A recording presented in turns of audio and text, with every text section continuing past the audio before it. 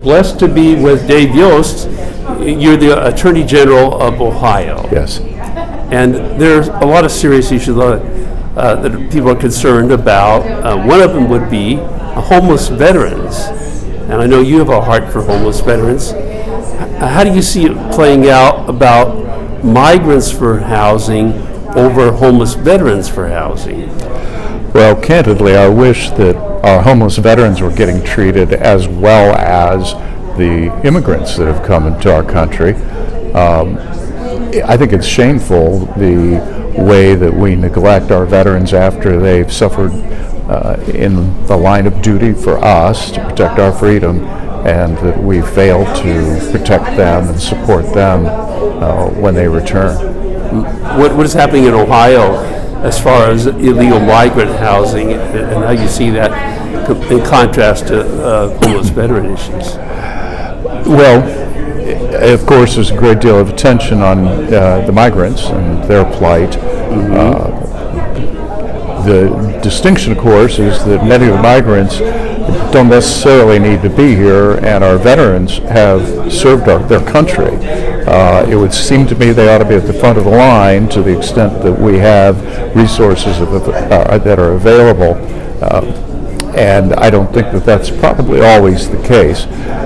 That being said, the challenge that we have with the immense migration that we've had, millions of people over the last 4 years, is that it's straining the resources in many communities. In Springfield, Ohio, we've got between 15 and 20,000 Haitian refugees that have arrived. The town is only 58,000, and so it's not who, it's how many. If you drop 20,000 Kentucky Presbyterians into Springfield, there wouldn't be enough nurses, there wouldn't be enough schools or doctors, wouldn't be enough houses, and all of those things would become more scarce, more difficult to get, more expensive. That's a basic law of supply and demand. So this unplanned, poorly managed immigration policy is coming home to roost in a big way. There's a massive price tag, and unfortunately it's being substantially borne by some of the smaller communities across the United States that don't have the political power in Washington to be able to get, as New York did, a $100 million check. Well, just for those that may have not known, I was reading on a website, FEMA website, $640 million allocated to deal with migrants versus, in contrast, only $78 million that the BEA website is talking about appropriated for homeless veterans. That's such a stark contrast, $640 million for illegal migrants versus only $78 million for veterans through the HUD-VAST voucher system, and it is, as you said, very upsetting. Well, how about what we're seeing in Asheville right now? And the FEMA is saying, hey, we're out of money. Well, where did the money go? It went to New York and other places to support migrants that the Biden administration didn't have to let in. They let them in.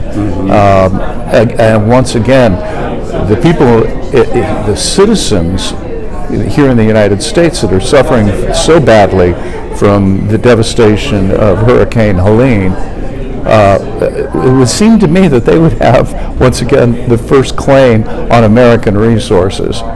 This is upside down.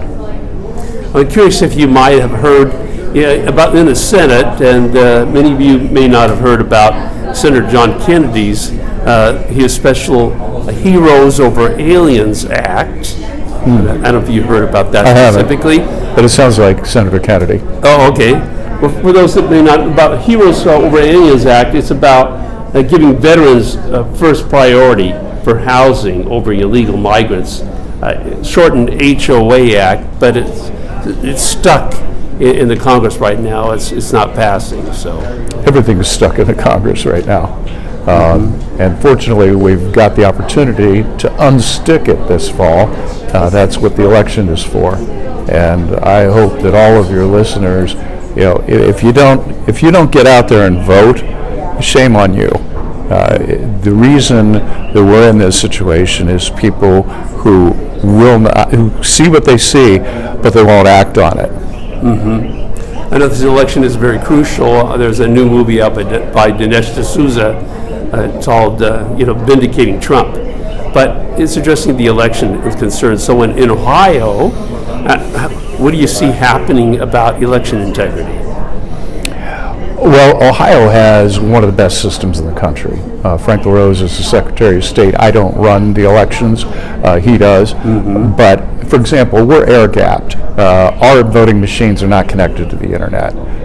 So some of the things that we've seen in other places that are concerning, they don't happen in Ohio. In Ohio, every meaningful step in the process has a Republican and a Democrat overseeing it. We don't, have the kinds of things we saw in Pennsylvania where, we have one-party rule. I feel pretty comfortable with the job Frank's doing. But we need to be vigilant. That's the eternal price of freedom. Well, in Ohio, is it required that people prove U.S. citizenship? You have to show a government-issued photo ID.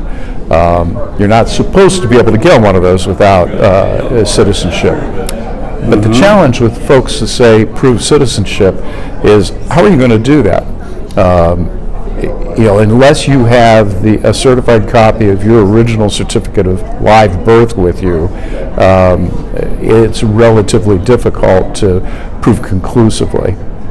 Here's the thing that annoys me the most, though, about this whole citizenship debate. The Department of Homeland Security has a database. They know who are citizens and are not. They will not give the Secretary of State access to that database for purposes of vetting his database. Now, he does a lot of other things, but one of the best sources we could get is the federal data, and federal law says that it's supposed to be used for a variety of purposes, including our voter registration. So I'm deeply disturbed by the current administration's refusal to share that information with our Secretary of State. Well, this is the first time I've heard about this. You're saying the Homeland Security is refusing to let the Secretary of State have access to that identifying data. Actually, what they're doing is ignoring him. I wish they would refuse, because that would help our case to be able to go to a court and say, make them do it. They're just not doing anything. No response whatsoever. No response at all. And we've had people from our congressional delegation knocking on the door saying, why don't you do this? The law says you're supposed to. Crickets. Okay, well, from a legal perspective, what do you see playing out here? I mean, could this end up at the Supreme Court? Well, here's the thing. The federal government is immune from lawsuits, sovereign immunity, unless there is an exception, unless they've agreed to be sued. So a lot of the things that we see that we scratch our head about, you can't get into federal court. This happened to me earlier this year, or maybe it was late last year. There's a law that says if somebody has a criminal conviction and a final deportation order, ICE shall, mandatory words, remove them from the United States, deport them within 90 days. Secretary Mayorkas actually put out guidance that said we're not going to do that. Now, that seems to be in direct defiance of an act of Congress. I went to court over it, and the judge said, you're not wrong, but you don't have the right to be here to raise the issue. You don't have standing. So not every wrong can be fixed by the courts. Sometimes you got to actually go out and vote. Elections do have consequences. They do. The attorneys general are not going to be able to fix up and clean every mess that happens because we have people in power that prefer lawlessness to following the law. It is very troubling. So thank you for sharing your concerns here. Dr. Harper, it's good to be with you. Thank you. And wish you the best and for America. Thank you. Okay.